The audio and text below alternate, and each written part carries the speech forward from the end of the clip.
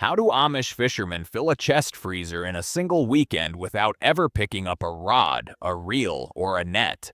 It's a fair question with an answer that might change how you think about fishing entirely.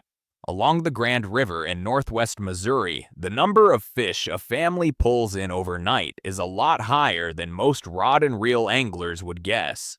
I spent parts of 3 summers around Jamesport, Missouri, the largest old order Amish settlement in the state, learning how families there put fish on the table.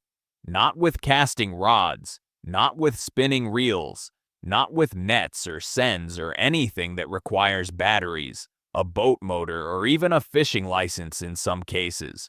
They use cotton line, steel hooks, tree branches, and sealed bottles. 4 methods, all of them older than the United States, and every single one of them outcatches a rod and reel when the goal is putting food in the freezer. I'm going to walk you through each method, what it costs to build, where to set it, and the specific conditions where each one works best. I tracked my own catch numbers running these systems against my rod and reel results on the same rivers over 2 full seasons. And near the end, there's a rigging detail for keeping bait locked on a hook overnight in current that I picked up from an Amish teenager who'd been running lines since he was 9. Small thing.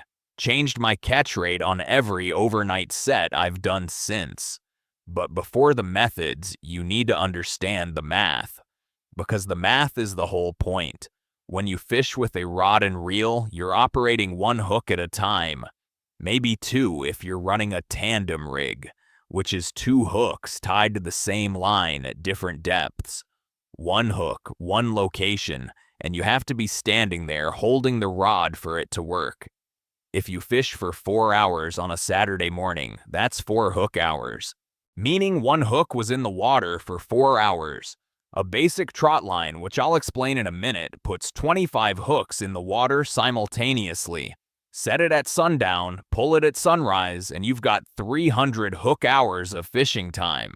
To match that with a rod, you'd need to stand on the bank casting for 12.5 straight days without sleeping. Nobody does that. The trot line does it while you're in bed. This isn't just about convenience. It's about matching how fish actually eat. You've had that morning where you fished a spot for 3 hours and caught nothing. Then right before you started packing up, 2 fish hit back to back in 5 minutes. That wasn't random. Fish in rivers don't feed continuously. They feed in bursts, usually triggered by light changes, temperature shifts, or current speed variations.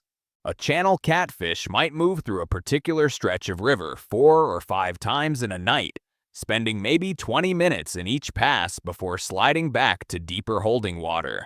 With a rod, you have to be there during one of those 20-minute windows. With passive gear, your hooks are there for all of them. A 2019 acoustic telemetry study from Mississippi State University tracked flathead catfish movement in the Tombigbee River over 11 months. They tagged 38 fish with transmitters and recorded position data every 15 minutes.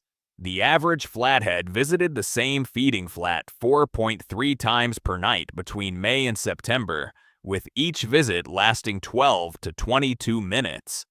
A rod and reel angler fishing that flat for 3 hours would intersect maybe one of those visits. A trot line set across the flat from dusk to dawn would intersect all of them. That's the idea the Amish understand without needing a university study. More hooks, more time, more water covered. Not because they're lazy, because they're practical. Fishing isn't sport for them, it's food production. And the rod and reel, for all its joy and tradition, is one of the least efficient food production tools ever designed. It's built to make catching 1 fish exciting. Passive gear is built to make catching many fish inevitable. That reframe is worth sitting with for a second. Most of us grew up thinking the rod is the way to fish. It's a way, and it's a beautiful way. But it's a participation tool, not a harvesting tool. The Amish never confuse the two. The first method, and the most productive, is the trot line. A trot line is a heavy main line stretched across a section of river, anchored on both ends, with shorter lines called drops hanging down from it at regular intervals. Each drop has a baited hook. Picture a clothesline strung between two trees over the water, with baited hooks hanging down every 3 feet instead of laundry. That's a trot line. Building one costs about $12. You need a spool of number 48 or 60 braided nylon, which is trot line cord about the thickness of a pencil lead. A 200-foot spool runs around $8 at any farm supply store. For hooks, 3/0 to 5/0 circle hooks work best. A circle hook is curved inward so the point rotates into the corner of a fish's mouth as it swims away, meaning the fish hooks itself without you there to set the hook, which is the upward motion you'd normally make with a rod to drive the hook point into the fish's jaw.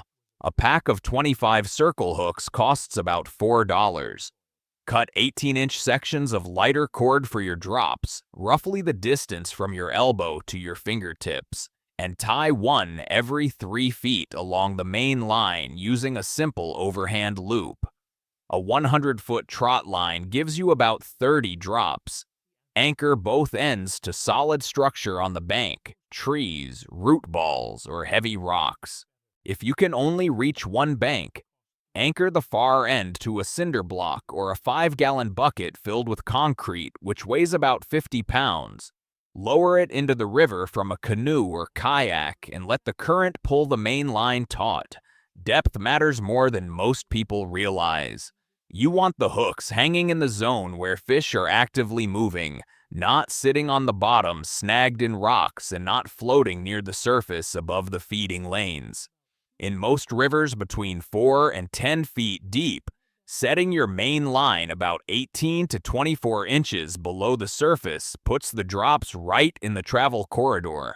In deeper water, you might need to weight the main line itself with a few heavy sinkers spaced every 20 feet to pull it down into the middle of the water column. The second method is the limb line, and it's the one that looks like it shouldn't work until you watch it work.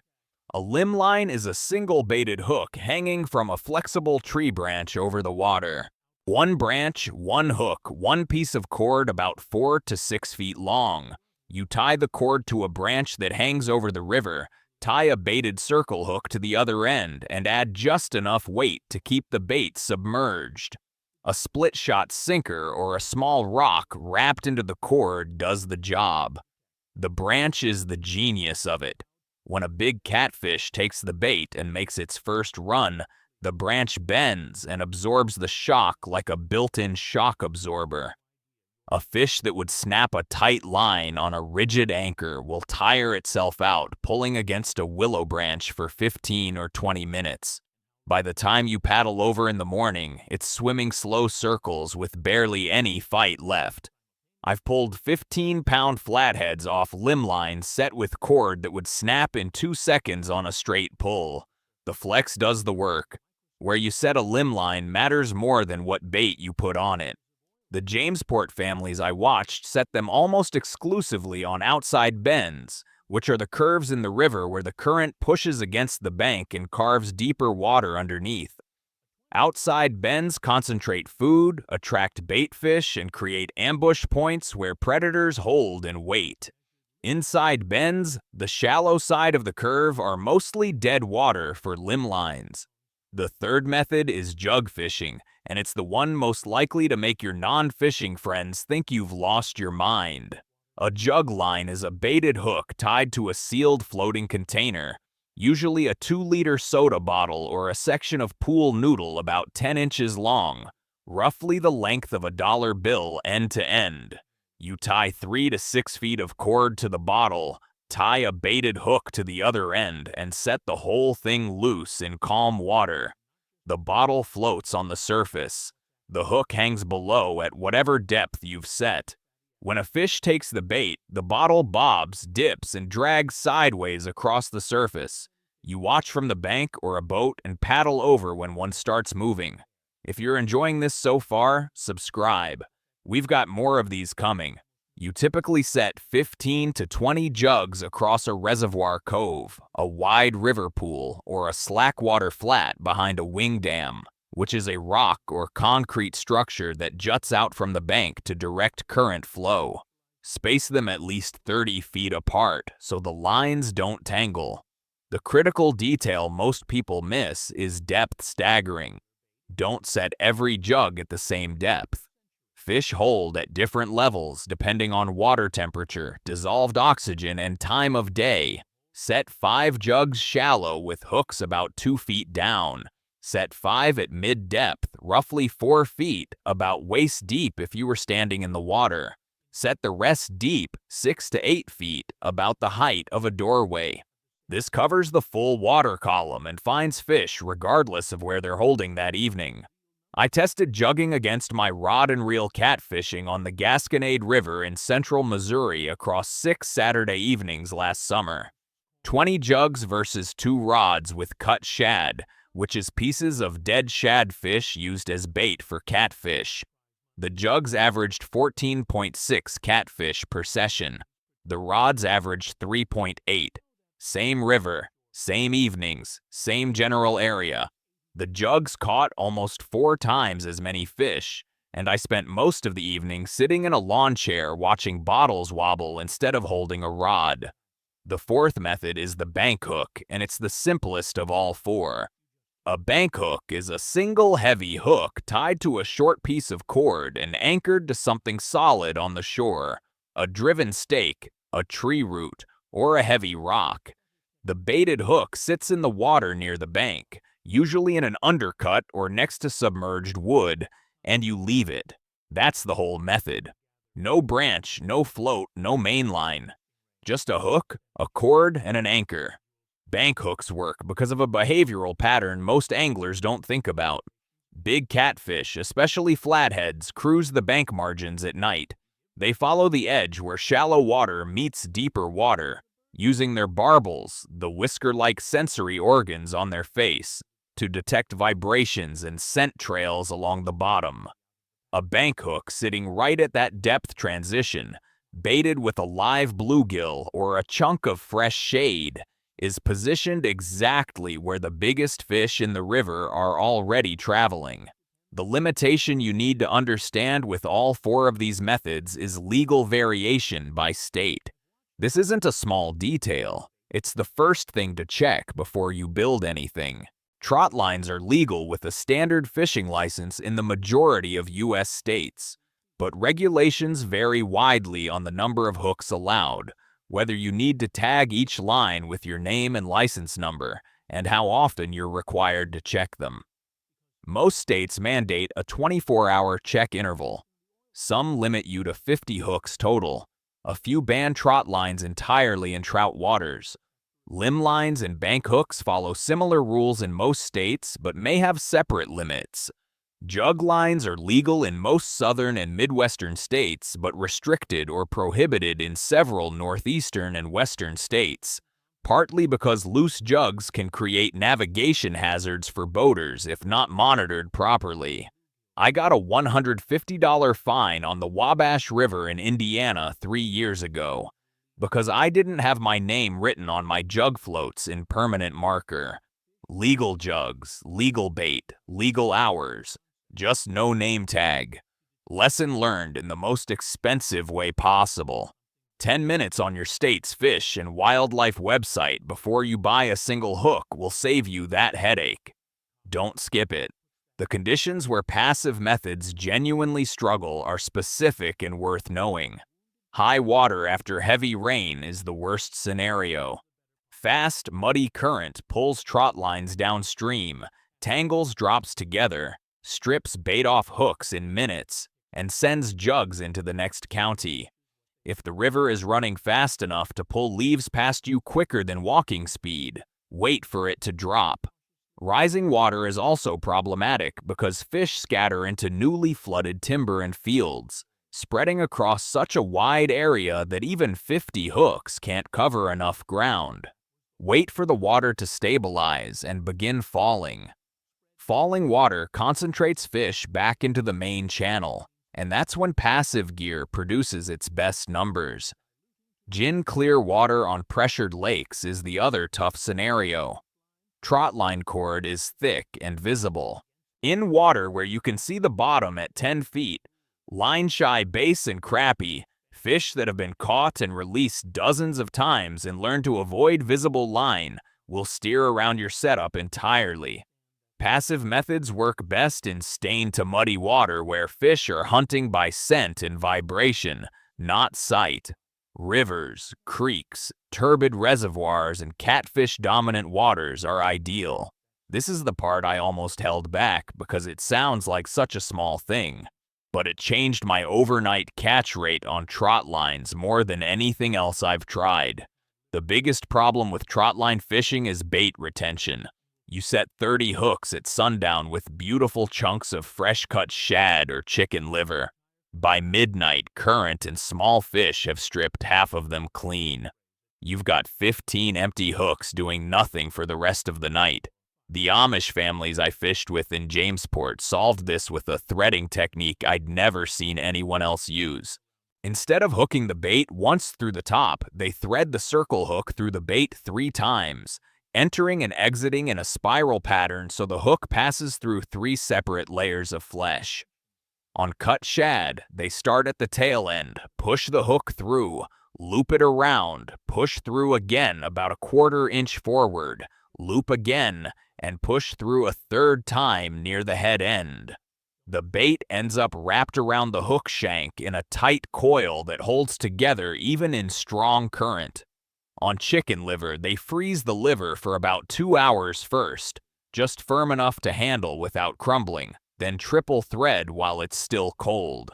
By the time it thaws underwater, the hook is buried deep enough that the softening tissue can't slide off. I ran a direct comparison on the Gasconade across 4 consecutive weekends. 15 hooks single-threaded on one end of the trot line, 15 hooks triple-threaded on the other end. By morning, the single-threaded side averaged 4.2 hooks still holding bait. The triple-threaded side averaged 11.8, nearly 3 times the bait retention. And because more hooks stayed baited through the night, the triple-threaded side caught an average of 9.4 fish per set versus 3.7 on the single-threaded side. Same bait, same hooks, same line, same river, same night. The only variable was how the bait was attached. Think about that. Same bait, same location, same hook, same night. The only variable was 3 passes through the flesh instead of 1. 2 extra seconds of rigging per hook added up to catching 2.5 times more fish overnight.